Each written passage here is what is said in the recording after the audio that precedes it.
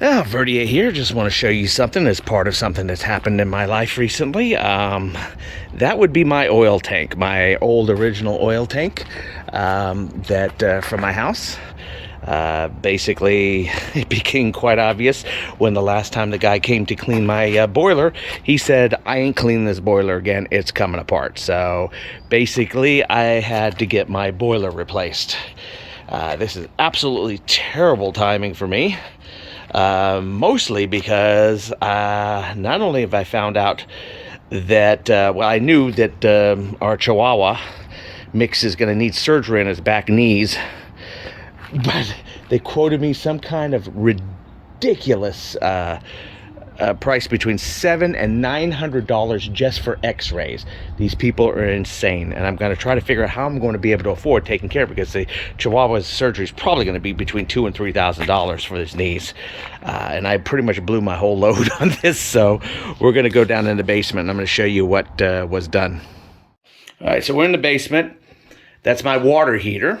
I'm no longer using water. I'm getting heated water directly from the new boiler. This is my original boiler right here. This is where it was, still is here. We're waiting for a junk removal company. They're going to be coming and grabbing this from us. It was oil. It was an oil burner. This right over here next to it is exactly where the hot water heater was. The hot water heater was actually gas run. As you can see, it did have gas connectors.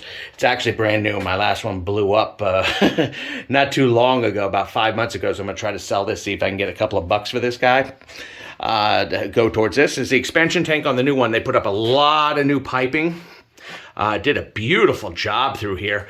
Added a whole bunch of extra water cutoffs. It's only a single zone system, so it's not all that heavy duty. And of course, there's the expansion valve for the new unit. And this is the new unit right here. This is an ideal, and it's rated at about 97% efficiency. They tested it out, and it's pushing about 96.2% efficiency. This thing makes no noise whatsoever. It is about the quietest thing. You got your heat control right over there for your hot water. This one's a little wider. Right there is the condensation unit right there, and the pump. It literally pumps water. And try to figure out that's my expansion valve. I made sure they put a down hose down so I could have in a bucket, because all these units eventually, these tanks always go up before the units break down. And when that happens, you usually end up blowing the expansion valve and water starts dripping, and I don't want it dripping all over. But as I said, that's a condensation unit right down there. And basically it runs the fluid. That's also, instead of using a taco, it's like an active, trying to like a circulator pump of some kind. They decided to put that in ahead. It's not really code yet, but it's going to become code here in Maine. So they decided, what the heck, to put it in right now and get it over with. And it didn't cost me much of anything. But as I said, right here is where the condensing tube goes. It goes all the way down, all the way across here, right across up here. And they ran it straight across, down, and it kind of get lost here, but there it is right there. Goes down right into that same hole that my washing machine dumps into. So this unit is, it wasn't cheap. The entire system was about $9,100 installed. Includes the boiler. The boiler is pretty expensive, very expensive actually. Ideals are supposed to be pretty good. They have 2-year warranty on their parts as well, and most of their parts are easily readily available everywhere to replace any single parts very, very simply. Another nice thing is I had about 70 gallons of oil left in my tank. The tank was actually in here, right in this enclosed area, so that's why they had to cut it out.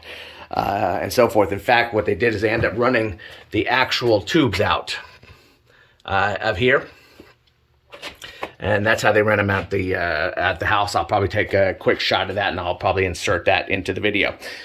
You cannot hear this thing run. Basically, it barely makes any noise whatsoever. Quite a sight different from this big monster right here. It was funny. The last person who came to clean it, that was about 6 months ago.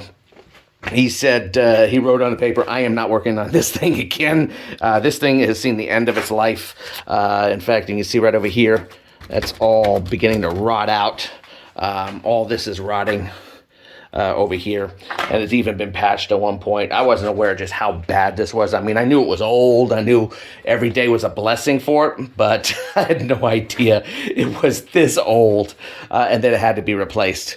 So at least I'm good. The only negative thing about the condensing boilers, and the reason I went condensing, I was going to go for a non-condensing natural gas boiler, and they rated about 75% efficiency, because of the fact that we've got people in command of the economies of the world who hate any form of fossil fuel and want to make all of us freeze to death and die, or whatever the hell they want to do. I mean, they're sure the world's going to end in 10 years. And I'm going to tell you, as a person in their 50s, I've heard that said 3 times now. Global cooling. It was originally global cooling, then it was global warming. Now it's climate change. I fervently believe, obviously, climates change and so forth, but I don't believe that we're just all going to sit here like we have our feet in cement shoes and do nothing when things happen. I have no problem helping the environment, but I'll get back on track. The other boiler, if I would have gone with it would have been cheaper. And it would have had about a 75% efficiency, something around there, and it would last a good 30 years. The condensing boilers do not have a very long lifespan. They only have about a 15-year lifespan, which is pretty freaking annoying. However, because of the price of natural gas and all this, and how I don't see it changing unless we get people who aren't lunatics, who aren't out to kill us regular people who don't have a ton of money, I had to get something with high efficiency, and this thing's rated at approximately 97%, and it was running 96.2, and I needed the efficiency, so I think that'll pay for itself in the end. Should find it interesting to find out how it works. But this is basically the Exalt Ideal boiler with the heat exchanger in there, so I can do my hot water, and it all seems to be working very well. Final installation happened yesterday. It took about 3 days. It took a while for them to cut that boiler out. And that's all I got to say on this, guys. And I know this is not a video that is of any real interest out on the channel, but just something to show to you guys. Now I got to figure out how the hell, if anyone has any clue and ideas of how to find out about getting x-rays for a dog for a reasonable price. They want between $700 and $900 for the x-rays. And guys, I just blew every penny I had left on this. I mean, I've had other stuff for video stuff, but that's all stuff that I've already prepaid for. I had to sign off a final check on this the other day. People did this with Premier Heating. They were very nice. They were willing to pay me for the oil that was left over, which almost nobody else would. You know, they asked how much I wanted for the oil. I mean, I literally could have asked for like $4.50 a gallon, because that's basically what the stuff is going for now. But these guys were great. They did a great job. They're one of the few people that were personable that came here. They charged a reasonable price. Everybody else was asking like $12,000 to $13,000, which was freaking ridiculous. I know the prices are up high now, but that's bull crap.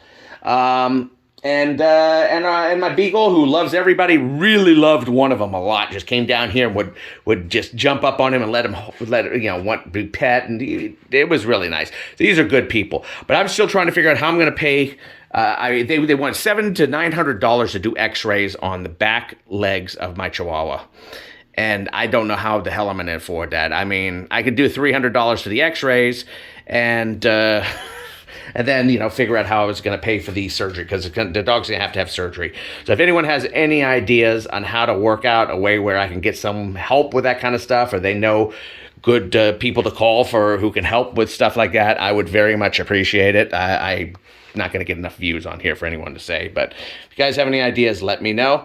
Again, this was done by Premier Heating. I'm going to put their telephone number and information in the comments, and anyone in Maine, I highly recommend these guys. They did a fantastic job. Beautiful work. Verdier out.